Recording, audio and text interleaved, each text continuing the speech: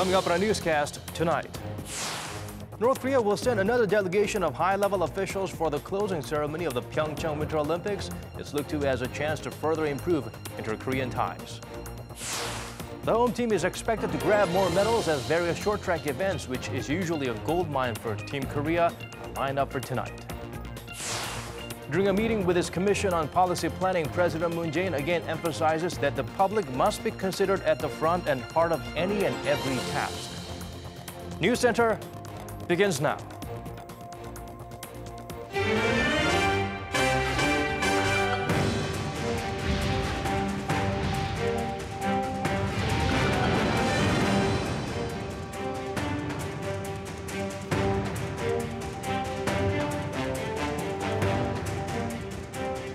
It's 8 p.m. here in Korea, live from our studio in Seoul. This is Arirang News Center. Welcome, I'm Daniel Choi. We begin with more welcome development in improving inter-Korean ties. A high-level delegation from up north will be crossing over for the closing ceremony of the Winter Games. They are expected to also hold meetings with President Moon Jae-in during their stay. Ji Myung-gil has our top story.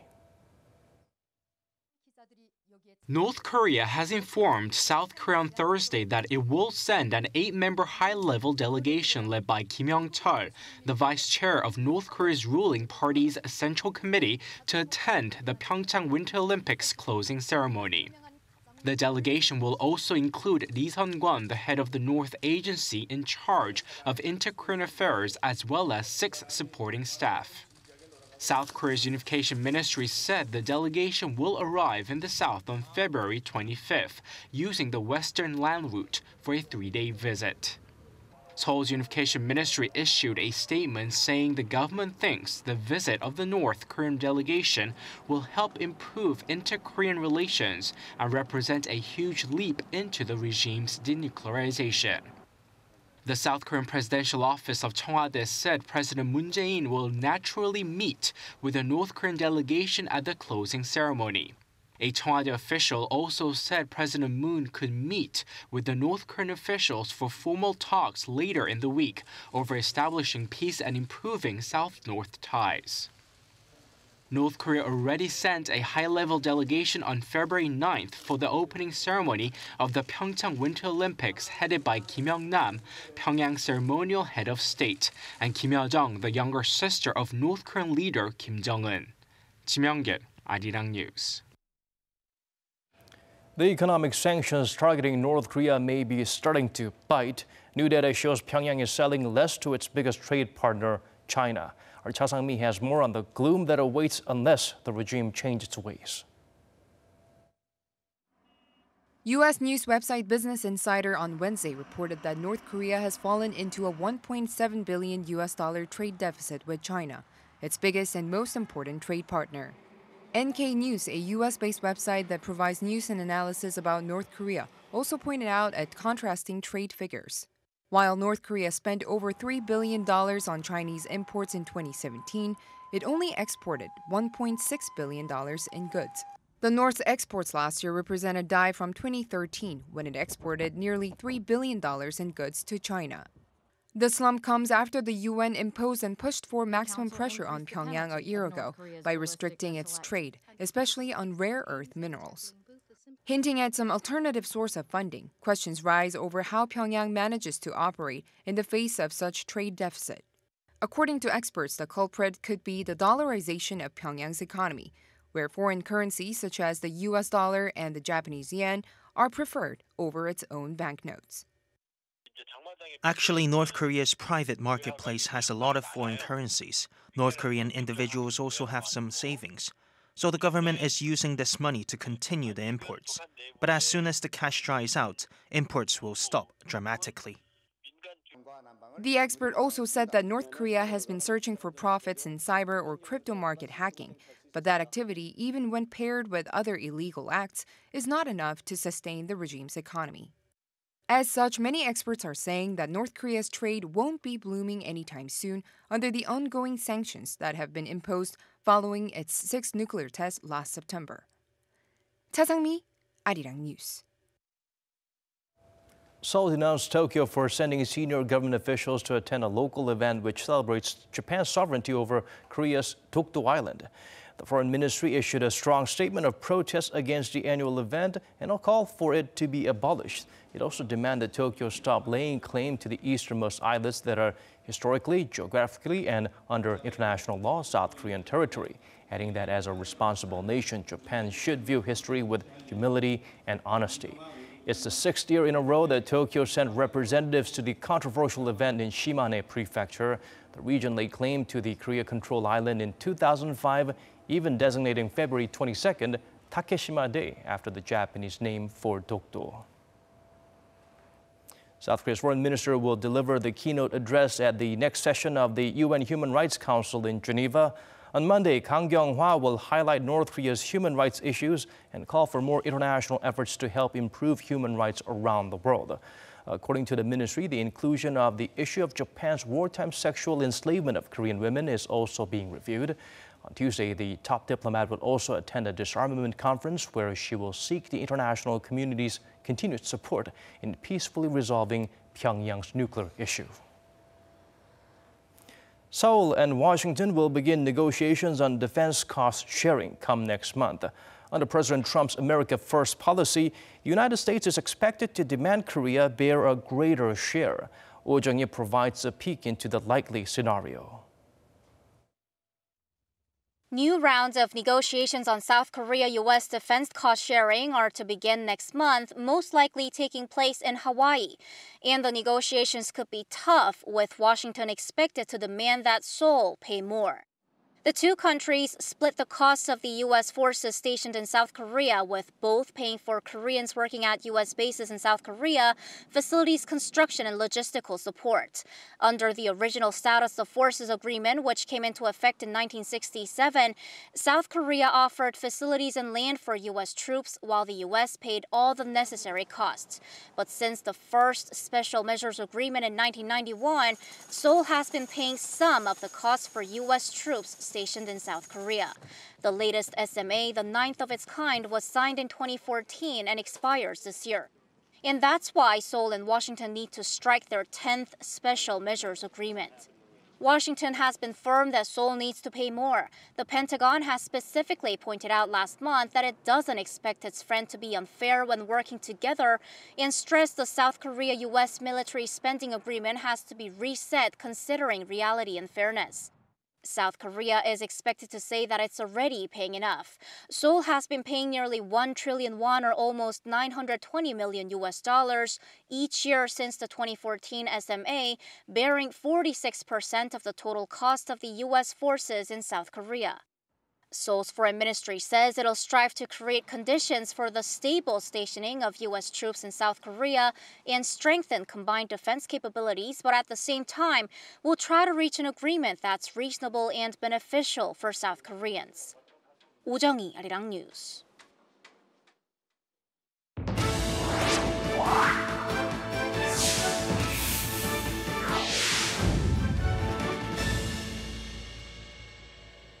We are already into day 13 of the PyeongChang Winter Olympics. Hi, I'm Kim Hae-sung with the latest on the Games. It's not an exaggeration to call today Korea's golden day at the Winter Games. 3 medals at separate events are up for grabs in short track speed skating tonight.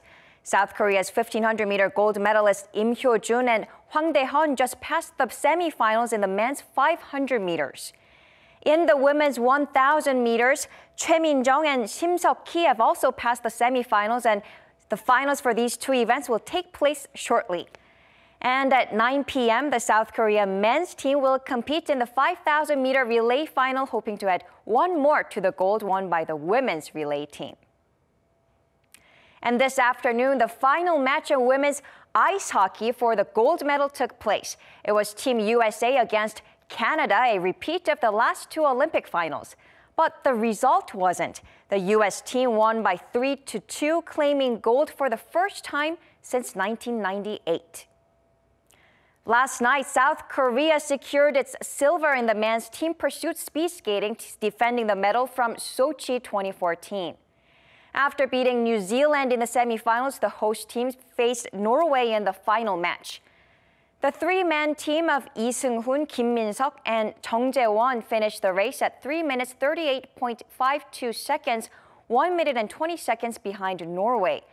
With the silver medal, Lee Seung-hoon is now the first Asian speed skater to win a medal in 3 straight Winter Games, and 17-year-old Chung has become the youngest South Korean speed skater to seize an Olympic medal. China filed a protest about its disqualification in the women's 3,000-meter short track speed skating relay final Tuesday. And the International Skating Union issued a statement explaining why China and Canada are both disqualified after finishing second and third. The ISU said Team China drastically changed line from the outside to the inside, impeding Korea's Choi Min-jung, leading to a penalty. Well, hope that ends the controversy over the ruling. And now let's take a look at the medal tally. Norway tops the list with 13 gold, 11 silver, and 9 bronze. And trailing behind is Germany with a total of 24 medals. Sweden is in 7th, and South Korea, the host country, is in 9th with 4 gold, 3 silver, and 2 bronze medals.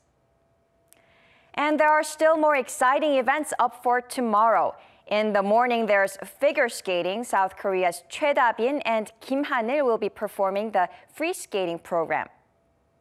Women's curling semifinals are scheduled for Friday at 8 p.m.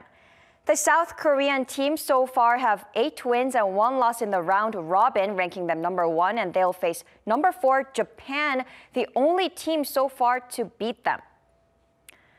That's all I have for now, and please stay tuned to Arirang News for the latest updates on the PyeongChang Winter Olympics, and I'll leave you with today's results.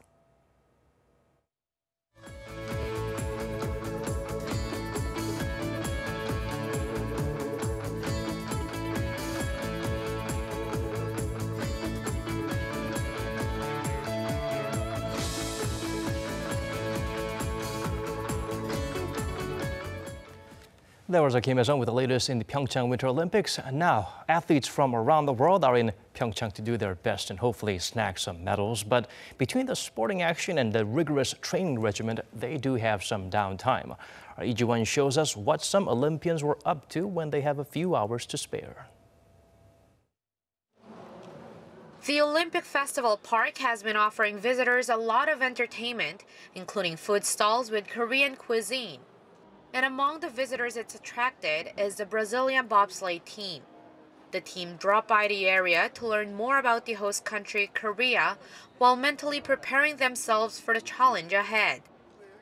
Yeah, we try to open our minds and don't think about the competition or about the training, just to relax and try to enjoy the place that we are. And then it's really nice because we talk of a lot of Koreans. They ask us about Brazil, and we ask about Korean culture, music, food. Then it's really nice to know a little bit about Koreans. Other athletes like the bobsledders also find time between training and competing to take a break and enjoy themselves, normally by going shopping or watching games. Some spend time with their loved ones who've traveled a long way to cheer for them, like Australian cross-country skier Philip Bellingham. Though Bellingham doesn't have as much free time as some of the other athletes, he took the day off to thank his family for their support and share the moment with them. So it's a nice place to be able to meet my family and experience the Korean culture and catch up with friends. Yeah, it's absolutely amazing having them here. Like, it wouldn't be the same without having them here trackside, and it means a lot to me that they're there here cheering me on and that they get to see me at this level of competition. It's awesome. Many athletes also go on tours of the host cities. A popular destination is Gangneung's Gyeongpo Beach. For skier Lee Mi-hyun of Team Korea, this walk by the beach has all the more meaning because she spent most of her life in the U.S. It's the first time coming to a Korean beach, so I wanted to come see it for myself. I haven't been to the beach in a while, and just being here in Korea's beach is even better because it's the water that surrounds my birth country. You know, it feels good. Yeah. The Olympics is where athletes show the results of years of hard work, but it's also a chance to make friends and memories for a lifetime. 이지원, 아리랑 뉴스 강릉.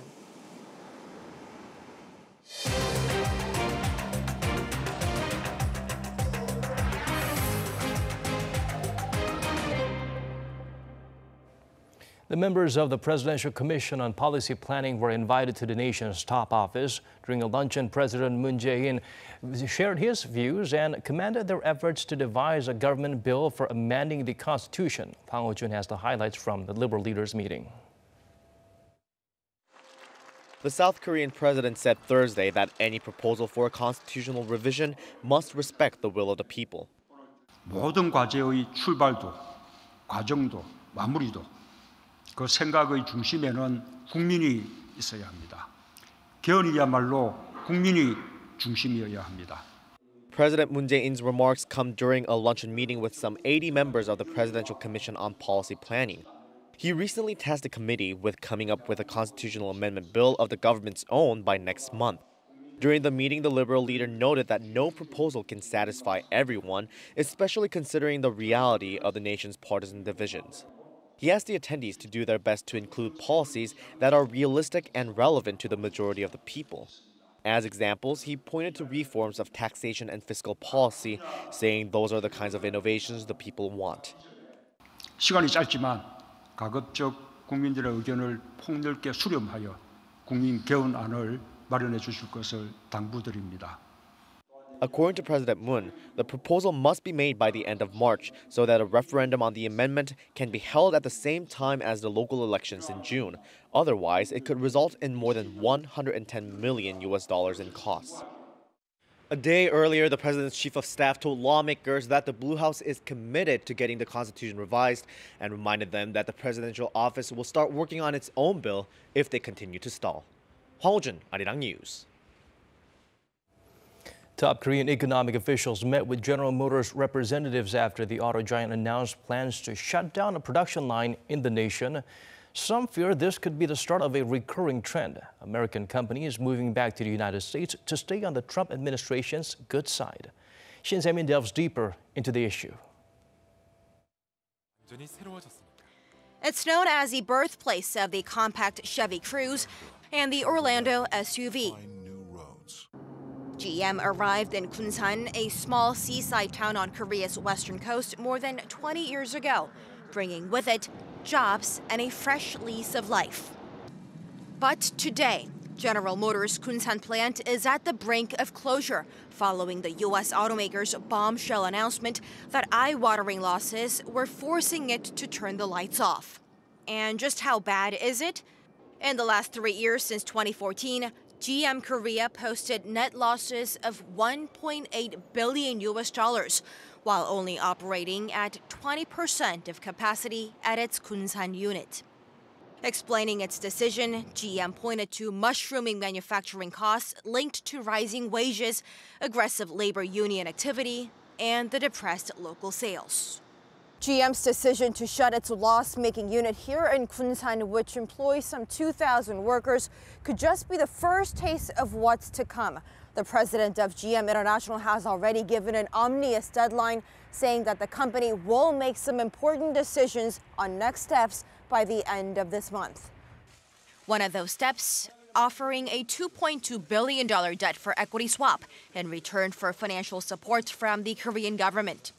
And close consultations between the government and the automaker are taking place, with officials from the finance ministry also scheduled for a session on Thursday with GM representatives. The emergence of the GM crisis comes at a crunch time for South Korea and the U.S., longtime allies both economically and diplomatically. Trade friction between the two is clear to see, following the Trump administration's imposition of hefty safeguard duties on Korean products and Washington's desire to overhaul the South Korea-U.S. free trade agreement. This clearly reflects the Trump administration's policy of bringing jobs back to America. I think this case could influence the trade policies of the two countries and even be a model for other global firms doing business in Korea. The expert says Trump, who was targeting blue-collar workers in the midterms, may highlight the situation as an example of his efforts to bring jobs back to America. Jobs, he says, have been lost over years of allowing American firms to up sticks to relocate overseas. Looking to avoid this kind of situations from happening again, experts say South Korea must get serious about creating favorable business conditions for foreign firms. Now, these could include stripping back regulations and loosening the grip of the country's powerful trade unions. However, such moves would likely meet resistance, and even if they're passed, such reforms are unlikely to bear fruit for a number of months. Perhaps too late to help the GM workers in Kunsan who wonder what their future holds. 신세민, Arirang News. Upon discussions with the GM international representatives that are now in Seoul, Finance Chief Kim Dong-yeon said due diligence must be completed before taking action, while emphasizing 3 key principles to abide by. That the automaker should play a responsible role in normalizing its operations here. The state-funded Korea Development Bank and GM's local labor union should share the pain, and that the American company should come up with a long-term plan instead of a quick fix. The American auto giant responded that these principles were reasonable. Korea's household income increased for the first time in 2 years during the 4th quarter, but that welcome development was negated by household debt spiking to a record high. Kim Ji-yeon breaks down the digits for us. Data released by Statistics Korea on Thursday show the average household earned $4,100 a month during the October to December period of 2017, a nominal 3.1% increase from the same period a year ago.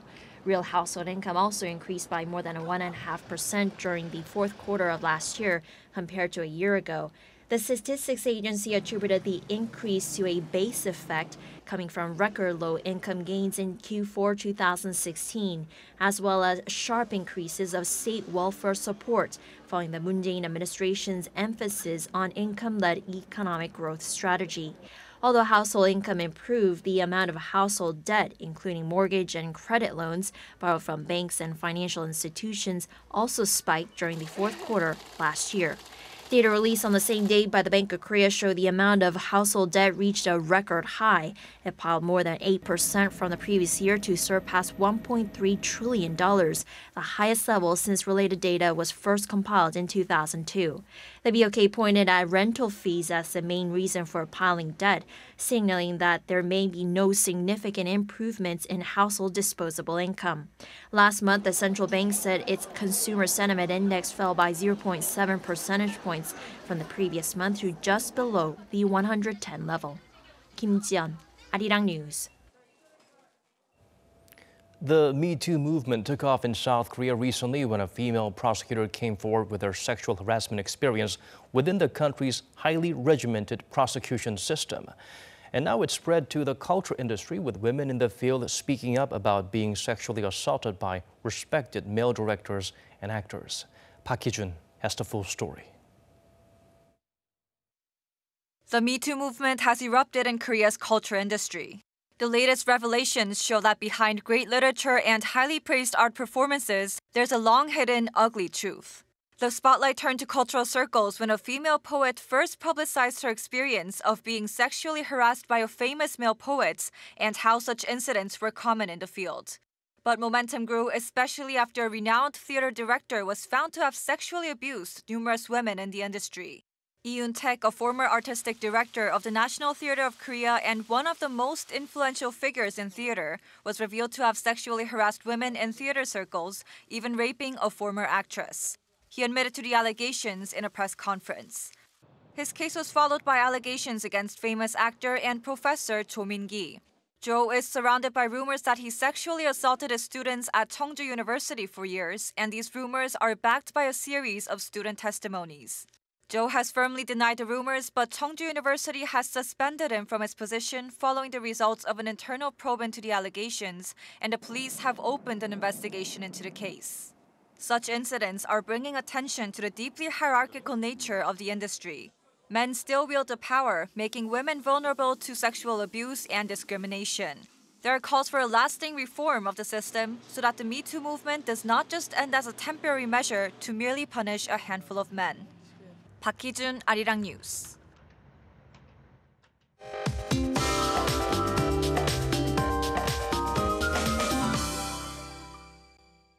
Time now to turn to our Michelle back at the Weather Center for the updates you need. Michelle, how much snow are we expecting tonight? Well, Daniel, the snow has started to come down in the central areas, and later into the evening it will intensify. Until tomorrow morning, Seoul and the surrounding regions will see up to 5 centimeters of snow, while the northeastern regions will see even more. Now, this includes PyeongChang, where the Olympic Games are being held. In fact, it's under a heavy snow alert, so please be extra careful on the roads. Now, and by tomorrow afternoon, the weather should brighten up.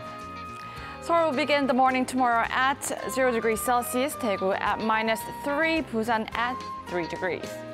The afternoon will turn mild, but it will bring along the fine dust as well. Seoul rising up to 8 degrees, Gwangju and Busan both peaking up to 13 degrees. It looks like we'll get a nice warm weather for the weekend, so go ahead and plan an outing. I'll leave you with the weather conditions around the world.